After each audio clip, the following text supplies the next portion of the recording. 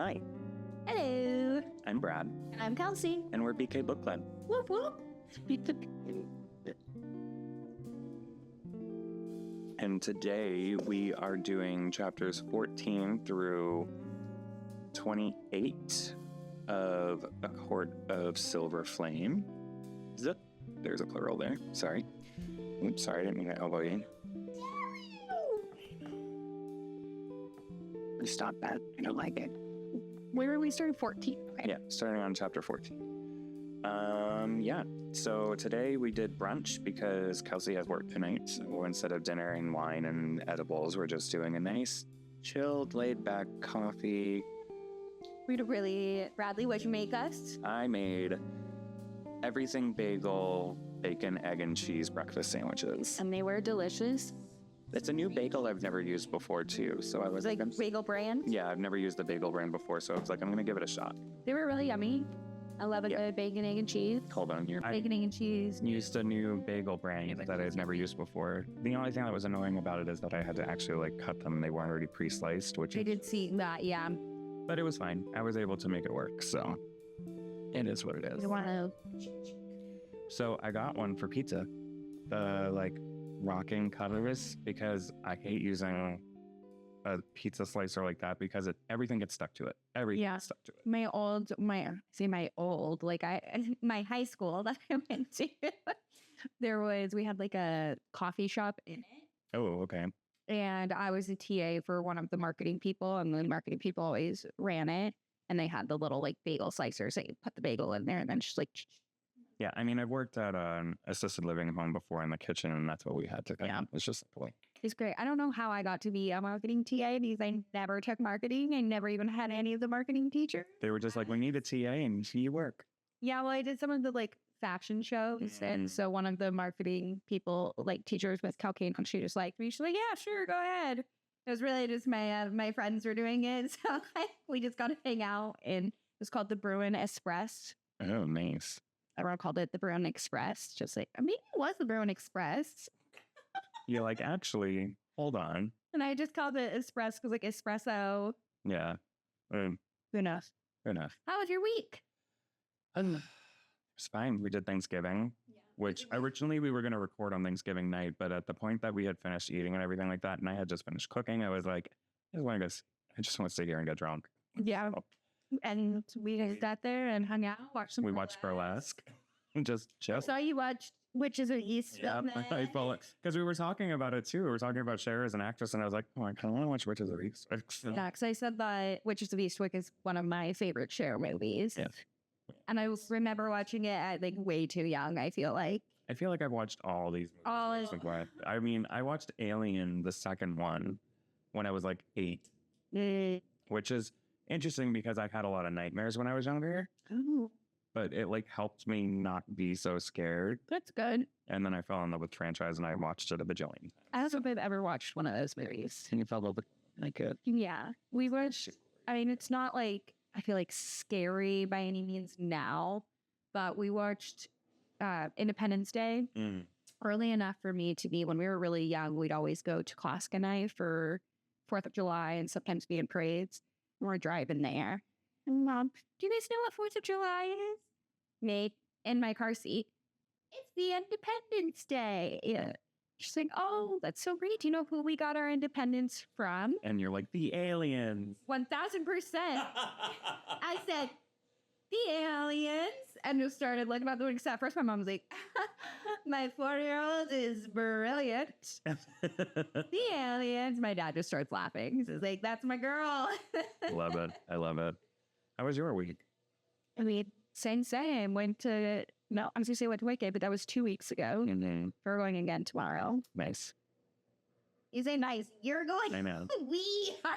I was thinking of something else for a second too. I was I don't know what I heard at first. Yeah. I thought you said Wicked, but I heard Wingate, and I was thinking that was the name of the place that you went and walked through yesterday. So I was no. I was have fun with that, I guess. It's TIR, Portland International Raceway. They do Winter Wonderland every year, so they have it all decorated with Christmas lights. And usually it's only one night, but this year it was 2. So yesterday and today, it's lights and leashes. So you can walk your dogs. And we do it every single year.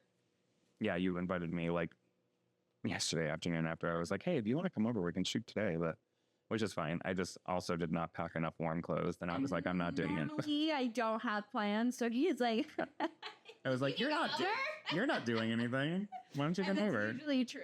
Yeah. It really is.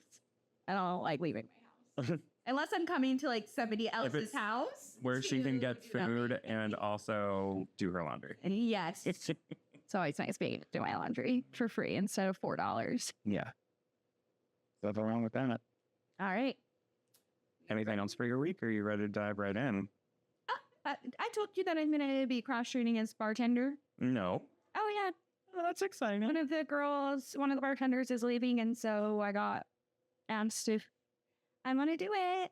I love bartending. Yeah. And it's definitely another like craft cocktail place. So there's a few that like, it's going to be like, there's one you have to smoke. And then there's just a whiskey sour, which every bartender I feel like hates making a true whiskey sour with the freaking egg whites and separating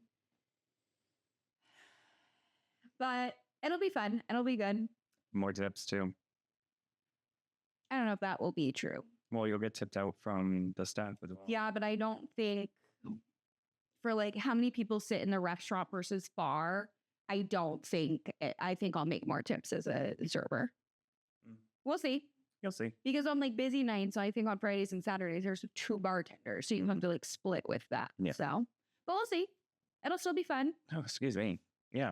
It'll have like more shifts available for me. So that's good. That's exciting. Yeah. All right. All right. We're going to jump right into it. So chapter 14, Cassian and Nesta discuss the side effects of training.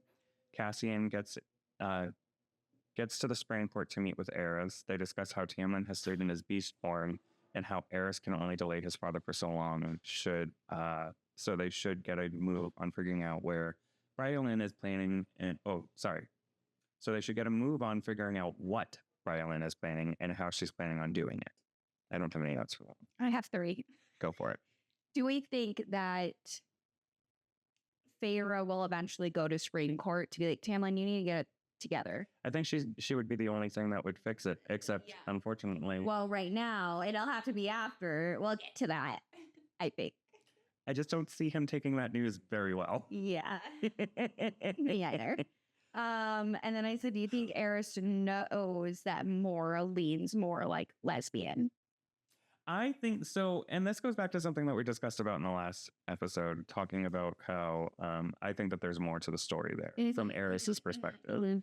And I would lean towards saying yes in that case, that yes, I think that he knows that she's a lesbian. And I think that obviously he handled the situation incorrectly. Right. But he's also doing a lot of what Rasan did, which is has a facade up so that everyone assumes that he's this terrible, awful person, when in reality, he probably actually is genuine. Because he's mentioned that there's a different story to that and a different story to Lucian's story that with all of it.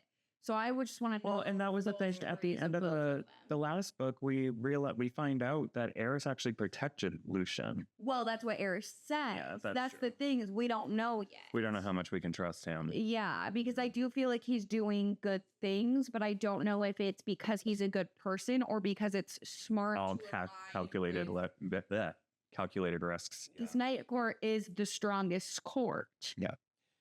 It's stronger, apparently. Yeah. I just have one more. It's just, I don't know why, but the house being like so accommodating is just like, it makes me a little unsettled because we don't know who is doing it. Yes. And I'm just like, it's just making me a little unsettled. So after a couple more of the chapters that we read, and I think actually in the next episode we'll talk about it more, but like I'm less and less inclined to believe that it's your theory that it's her power doing it for her. Oh, I have I think another note. I don't know if it's going to be for this one or the next one. That is a different thought about the house. So we'll get to that. I just have all the thoughts. Which is good. We'll take it. It's in all the thoughts. That was it for me for that chapter. Okay, chapter 15. Starting this chapter, Nesta encounters something in the darkness in the library. She has a tender moment with Gwen. She talks with Gwen about potentially joining her for training, and Gwen says that she doesn't deserve it. Cassian and Nesta talk about Cassian's mom and how he grew up. The heat between the two of them goes up. We also hear about some of the creatures that Cassian has imprisoned when Nesta asks him about the darkness in the library left behind, but after Bryaxis had left. Okay, I have 3 notes.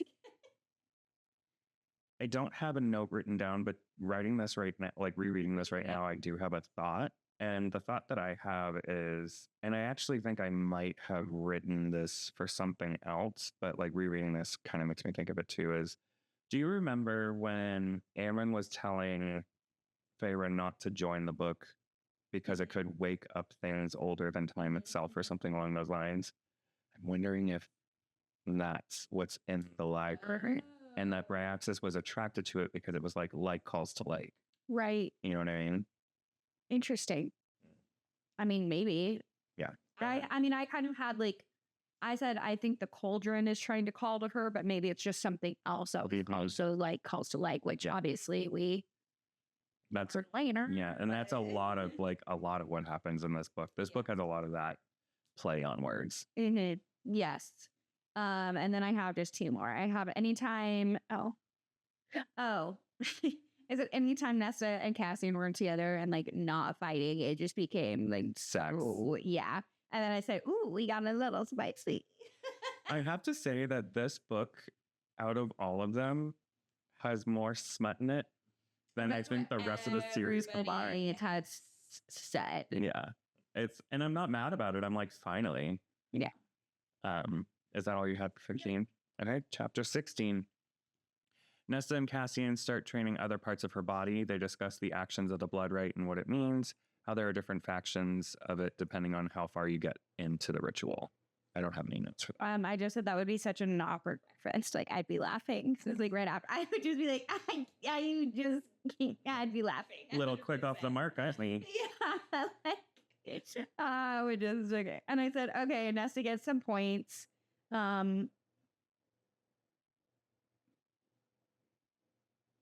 Okay. Sometimes my things, okay, I just put, okay, Nesta gets some points, but I knew she would get just to have like a comeback story because like obviously this is her book. Yeah. And then I said, and I love that it's going to be like oppressed women that rebuild Valkyrie. Nesta proposes training to Kotho, and when she notices that after the first day no one has signed up, she starts to spiral. And the spiral only gets worse when she exchanges harsh words with Elaine, so much so that she ends up letting herself dwell in the dark and sadness that she's been spending time to get out of. My only note was, it might be multiple notes because I don't separate them. Nesta wanting to train the priestesses is much like how Feyre started the painting with the kids. It's all therapy, though it may be for different reasons, protecting oneself and dealing with trauma. Perhaps Nesta and Feyre are more alike than we or they think. Oh, 100%. Mm-hmm. I have quite a few notes, I guess. Go for it. So I said, okay, now I'm starting to think that the house could be its own entity. Like it's alive. It has its own mind, its own whatever. Like, I mean, it wouldn't be totally out of. Yeah. No, it wouldn't. I mean, with everything else in this fucking game too. I mean, seriously. So that's my other thought about the house. Oh, I said, I get your point from last week of her being in a prison.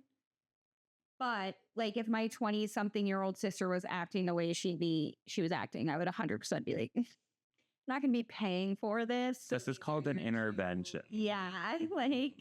Which that's, I mean, yes, there is a different dynamic, obviously, and I see the differences between what happened to Feyre and what's happening to Nesta.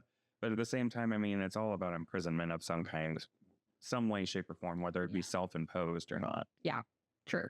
Nest. Oh, and then Nest keeps getting mad that people are choosing other bonds over a bond with her, but you're the only one making it either or too. He's not doing anything to cultivate. Yeah, she's like, Elaine chose and Amber chose Feyre over me. It's like, no, they just chose a family. They chose happiness over dwelling in sadness and committing slow suicide. Oh, and this was just see some of these. I'm just when there fly more than one person, right? Because sometimes you have to What's the What did you just? What was the word that you said? when they have to fly more than one person? What's the word that they use? What is it? Winnowing. Thank you. When they and they have to fly. I was going to say that's not flying though. Winnowing is like teleportation. But there are times where you're flying two people, right? Yeah. So is it like two people? Peter Pan, or are they like holding one? Because when it's just one person, it's like I don't know exactly. Carry, right? Maybe. No, there's other ones where I'm like, every time they say it's like, so I feel like it's. I also think that there's like a lot of like front piggybacking happening. Oh no, I always picture it like. Well, because there's sometimes where like, and I don't remember exactly where, but there's one where she mentions that she wraps her arms around Cassian, but she avoids touching his wings. Yeah, so I think it's just the neck. Yeah, so you imagine that she's laying this way with her arms around his neck. So she's like this is Cassian. Yeah. Honestly. And she's like this. Yeah. And he has arm here, and she's like this. I guess that's just not how I envisioned it. I envision it very much like Lois Lane and Superman, where he's just literally like his arms are around her waist, her arms are around his neck, and they just go up. Oh yeah, I've always pictured it like a bridal. But when it's two people, so going back to flying with two people, they have to Peter Pan it. Right? So he's just like either that or he's like one hand holding one person, one hand holding the other person, and they're both just clinging to him to dear life. Yeah. Like or is it like two babies on a hip, each hip? So that was just something. This is also why it takes me forever, because then I start going off of she just goes out there. In my mind. When is he going to ask about the fire thing? Fire thing? Because she was scared of the fire. Oh, yeah. Which, I mean, now I don't think it's been brought up since. No, it hasn't really. I think he does bring it up, but later in the next chapter, in the next episode. Yeah, it's amazing. And then I just said, she's got a cool with the stairs, dude. I make a reference about that later. I make another reference too. Like you gotta chill. You gotta chill with the stairs, girl. 10,000. You have had 2 days of training. Yeah. Simmer down. Okay, that was it. In chapter 18, Cassian confronts Nesta, pushing her to give him an answer as to why she's acting the way she is acting. Instead of making conversation, she kisses him. Anything for that for 18? Yeah, but it's more like just my random thoughts. That's the point. So, in the capital of Oregon is Salem. I can't wait to see where this is going. In the capital, there's 121 step guide. Like you do the guided tour, and then you do 121 steps to the top. Did you do the math? No, I literally just looked. No, I just looked it up. This has nothing to do with actually doing 10,000 steps. Okay. Just get better and better, y'all. It was just that it reminded me of stepping all of those, and how in my elementary school, every 5th grade class went to the Capitol and did that. But also for some reason, nobody knows, my mom pulled me out of class the day my sister did it, and I went on their field trip with them. So I did it in 3rd and 5th grade.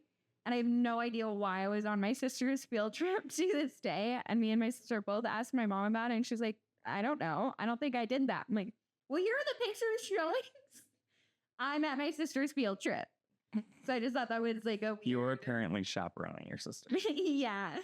So it's just a weird anecdote that I thought I'd throw in there. Thank you for that. You're welcome. Thank you for that. And this is why it takes me longer to read. We were just talking about like how the next episode, it's basically 10 chapters, but it's still 152 pages, if not a little bit more. But I read it in a matter of hours because I was so invested. Like I can't wait to get through the rest of this book because I'm just so curious as to what happens. But I said, not me. It was like, yeah, it took me. I was like, I don't think you did this, but I did it in less than a day. And she was just like, no. But now you see. Now I know why. These are where my thoughts go. Her hearing a heartbeat when she was going down the stairs, like when she stopped, I said, makes me think even more that it's like a living thing. That the house is a living thing. Some ancient living thing. And then I just said, yes, here we go. So I thought. I was going to say, this book is really good at cock teasing. So I thought. Chapter 19, the intensity between Nesta and Cassian becomes a power play when she gets him to climax within his pants. Okay. Nesta and Cass are called to the river house. Cassian holds the fact that the pleasurable experience was only, Cassian holds on to the fact that the pleasurable experience was only one-sided. Yeah. That was chapter 19. Okay, I just said, oh my God. Honestly, though, Nesta kind of slayed it with that line. She was just like a little quick off the mark, I think. The mark. Like, slay, yes. Oh, God. And then I said, I feel like Cassian is already starting to realize there's something more going on than just being in lust. Now both Nesta and Cassian are just embarrassed and downing the other because she was like, well, he just left. And then he's like, oh my God. This becomes another one of those situations which happens in a lot of these books and a lot of movies too. If you just communicated. You say it just in life. In general, if you just communicated. Communicate.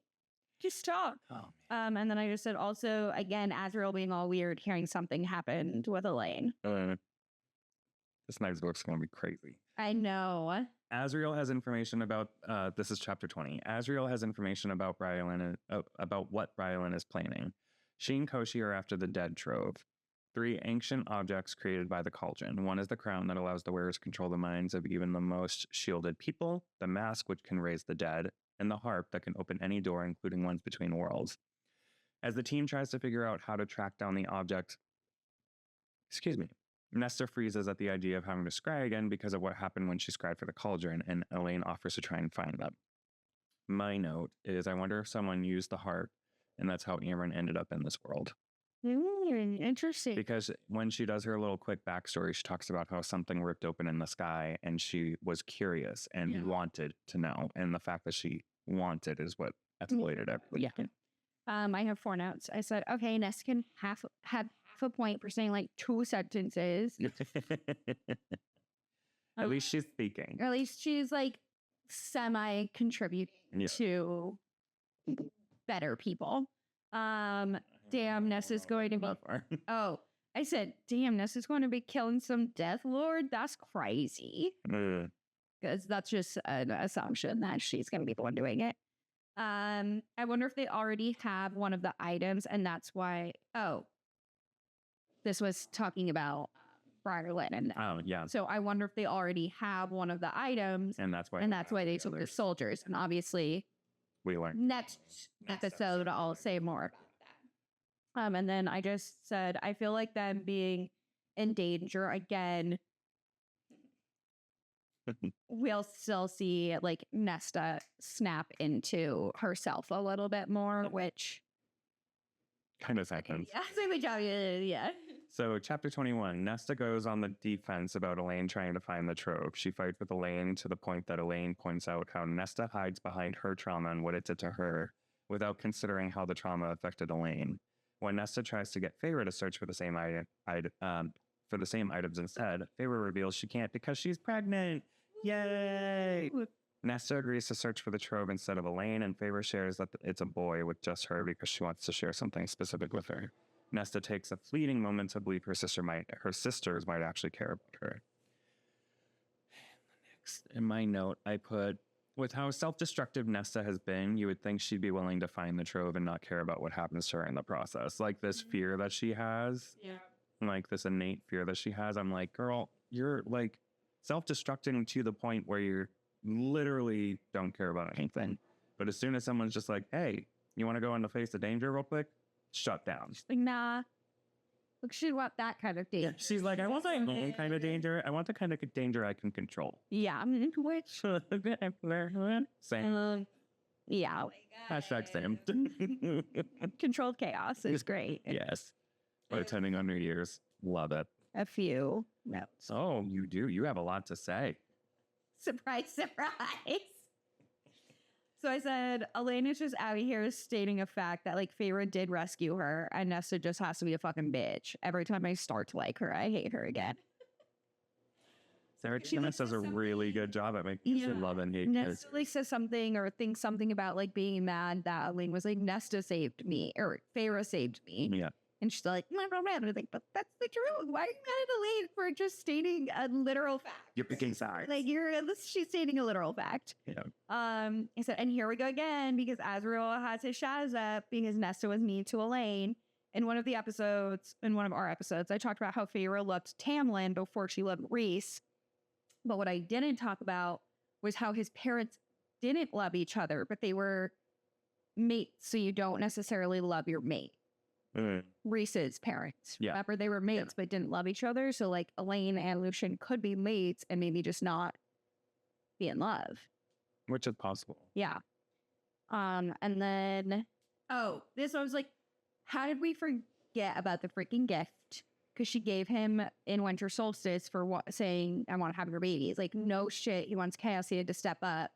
And why he's had a shield around her. Like, I don't know how Like two and two together. It wasn't even 2 and 2. It was like 5 and 5. I had a sneaking suspicion though. But I still have a sneaking suspicion that he's the one who's controlling him, so that's why he's also trying this, because he's got a lot going on. Yeah. So I'm like, all the sides were there that she was like pregnant, and I just like, something happens. That's right. I can't talk about it right now. We'll talk about it. We'll talk about it in the next episode, but there's something that happens that makes me think I know who is the one doing stuff at the house. So it just made me laugh because they said a fake pregnancy is actually closer to 10 months. And I'm like, actually, so is a human pregnancy. Exactly. It's like 40 weeks, and that's closer to 10 months. 8 to 9 months, yeah. Sarah, do your research. Correct. And I said, okay, but I do love the Nesta and Rhys moment when they like nod their head. Like, yeah, I won't harm her. Yeah, we're good. And then I said, see, sometimes I need to write why Nesta got a point, because I said, okay, Nesta gets another point with like. I think because at the end of that chapter, she says, no, I'll look for the trove instead of. Yeah, maybe that was it. And then I just said, Nesta is just so mean. Okay, that's it. Chapter 22, Az and Cass share a moment about family and what the future would look like for the two of them. Cassian returns the favor Nesta supplied with the night before, making her realize she's never had an earth-shattering orgasm the way Cassian gave her one, only using his tongue and fingers. And my response was, I'm loving how much more smut is in this book than the others combined. Lol.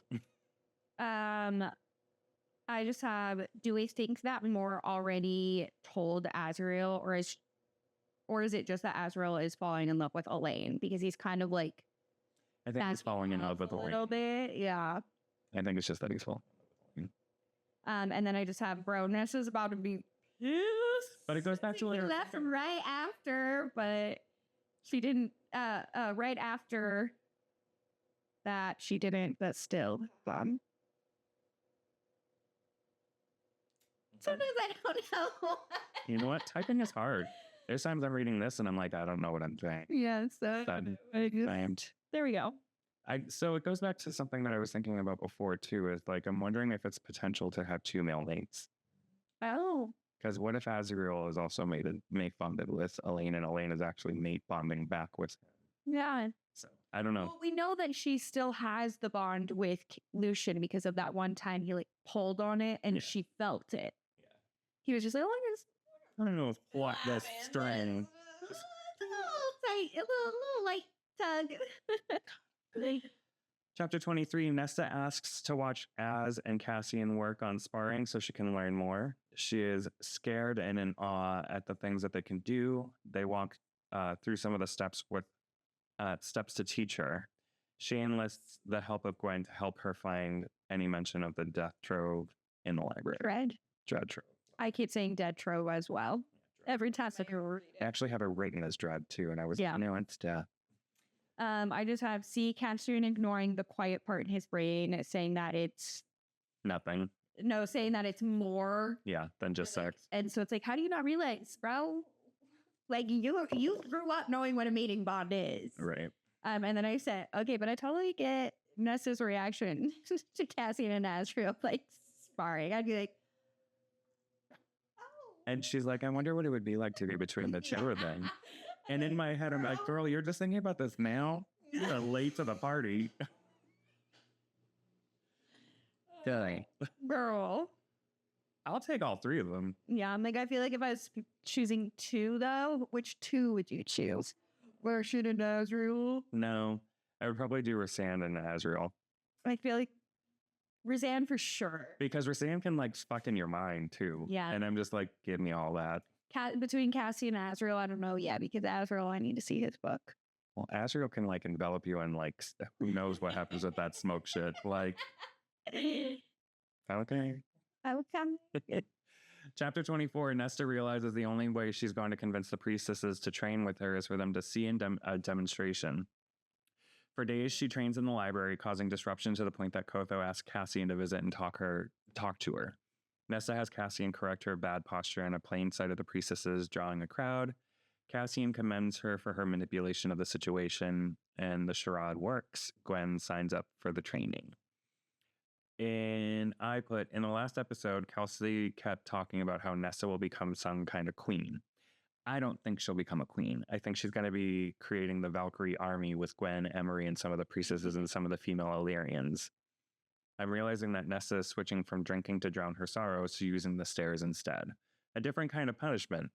I'm also pretty sure that I'm right about who's helping the enchantments of the house. This is before the next chapter because that changed. Okay.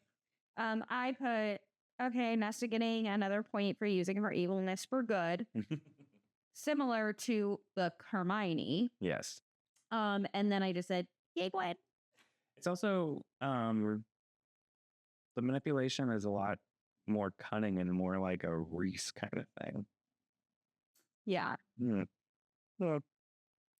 Chapter 25. Gwen has her first training with Cassian and Nesta. After training, Nesta joins Cassian in Windhaven so she can check in with Emery. She takes the opportunity to get to know Emery a little more and even offers to her to come to train with Cassian and Gwen. We learn that Emery's father's family is trying to bully her into forfeiting the store and his fortune to the males in the family, and she refuses both them and Nesta's offer to train. Do you have anything for 25? I do. Okay. She gets another point for being a badass with Thomas. And fuck that. I hope Cassian kills him. Good. Because that's when we get what, like, yeah. Yep. And then I like that Nesta's learning about how, because this is Emery was telling her. So like I like how Nesta's learning about how Roseanne changed rules to not be so sexist like centuries ago. Because maybe she'll like not think of him as this terrible person now because he's not. Yeah. And then I hope Emery moves to Valeris and gets her wings fixed. I don't hope she moves to Valeris. I hope she stays in the Illyrian camp and keeps her store. But I hope that she also has the opportunity to live in Valeris. Like she can split her time between. But because I feel like with winnowing, somebody can just winnow her in. And no, that's what I'm saying. I hope that works out because I don't like the idea of her leaving because it almost feels like she's giving up on the store. But I think she could live in Valeris and still run the store. And if she gets her wings fixed, then everything's fine. Yeah. In chapter 26, to take his mind off of the account with Eros from the previous chapter, Nesta gives Cassian a blowjob at the dining room table. My note's a little bit more personal and open for dialogue conversation. Okay. As a gay man, with the knowledge of how much my culture has an affinity for other men's bodies, it's interesting to hear that women have similar feelings and appeals to it. Though I've never been one to enjoy getting throat fucked, per se, I understand the appeal. Okay, but why are we the same? Because I literally was like, I personally wouldn't have loved. Not a huge fan. Personally, I like to sing. Don't love that. Trying to save my vocal cords. But I know some people. But I will realize that, and I think it goes to show how much I'm like narrow-minded in that sense. Is that I always just assumed that it was like men who thought that way. Or felt that way. I guess I don't watch a lot of straight porn, so I wouldn't have witnessed it. But like, it was shocking. She was like, I want you to fuck my throat. And I'm like, I definitely know. Women like that? I definitely know women who at least say they like that. I don't know for sure because from my personal experience, I'm like, see, and what's really interesting, and I've had this conversation relatively recently, I think I actually had the conversation with Brandon. I used to love giving head. Until I had a partner that demanded it all the time. Yeah. And then I was like, this isn't fun for me. It's like a little treat to give you. Yeah. When you are, a good boy. But other than or that, girl. you don't deserve that. Yeah. I don't know. It's so bizarre to It's me. like called a blow job. Yeah, I'm putting in work. But that's the thing is I used to love it. Like I used to be like wanting to do it, which is why I think it was interesting to me to read that and be like, oh, she's like craving it. And I know what that feeling is. Yeah, I'd rather just have sex. See, now that I'm older, I'm just like, and especially now that I don't have so much of a desire to do head anymore, just because of like the bad experience I've had with it. But like, now that I'm older, I'm like, girl, we don't got the time.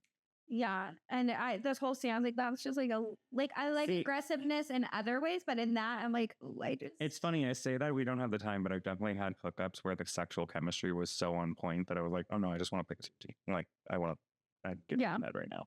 And I think that's the other part too, is like someone who matches your sexual chemistry in that sense. And like, but they're also like considerate and are like returning the favor is a big part of it. There's been times where like maybe I've been drinking that night and then it's like a slam and I'm like, Bad idea. That was too much.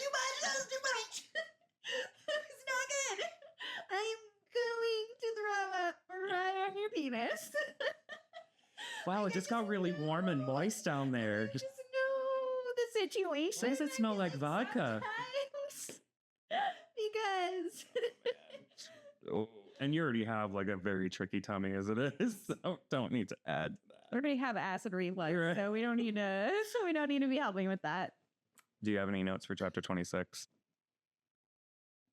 Oh, it was just that, like, personally. Oh, just not your I said, thing. I don't love this scene, but to each their own. Yeah. Some people love that. Some people, and I get, like I said, I just didn't realize that straight women felt that way too. I'm like, okay, all right, girl, I see you.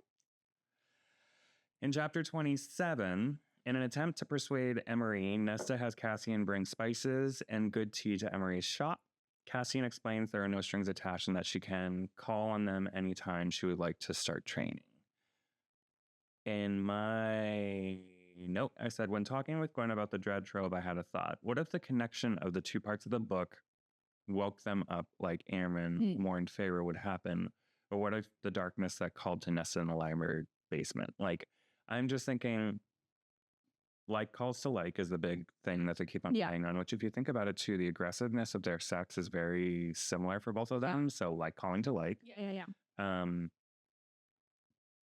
But I'm still curious as to what the darkness is that she felt the pull from, because Gwen also felt it too. So it couldn't have been the cauldron. I just thought about that now. Oh, yeah. Because Gwen felt it too, and that's why she had her stone out, her protection stone. And she's like, just make sure you don't go down. Yeah, don't go down that far. But yeah, I'm wondering if between the Trove and the other beings that Amryn warned about, what other things we're going to encounter from the connection of the book. Go ahead. Yeah. I don't know. That'll be interesting to see. I just have two nuts. I just said I love that, like, the total ignoring of anything that happens between them. Yeah. Like they don't talk about it. They don't say anything. It's the next morning and they just ignore it. They're like, well done and bye. And then I just said the hypocrisy of Nesta being mad about them pushing her to live a different life. And now she's pushing Emery and Gwen. Like, girl, maybe you should rethink how you treat Feyre and Rhys, because you're doing the same exact thing. You're pushing and pushing and pushing. There's a lot of hypocrisy in this. Yes. This whole series. Let's be real. Yeah. But mostly Nesta. Chapter 28, Cassian and the females train, including Emery. Nesta starts to become protective of her little flock and takes issues with insinuations that Rhys has when it comes to picking up Emery. And he was making the insinuation specifically about Gwen, by the way. Cassian and Rhys connect on Nesta's progress, and Cassian actually tells Rhys to stop butting in, if I remember that end of that chapter correctly. Yeah. You have no notes. And then he said something along the lines like, this entire place smells like you guys like sex. Yeah. Well, and I did, this was before he said that, but I was like, Rhys showing up to training and probably just like knowing immediately He's just like, that something is going on with Nesta, and Cassian just thinking, bye. Literally. He's also probably like, I have to go home and tell Feyre that they're fucking. And then I said,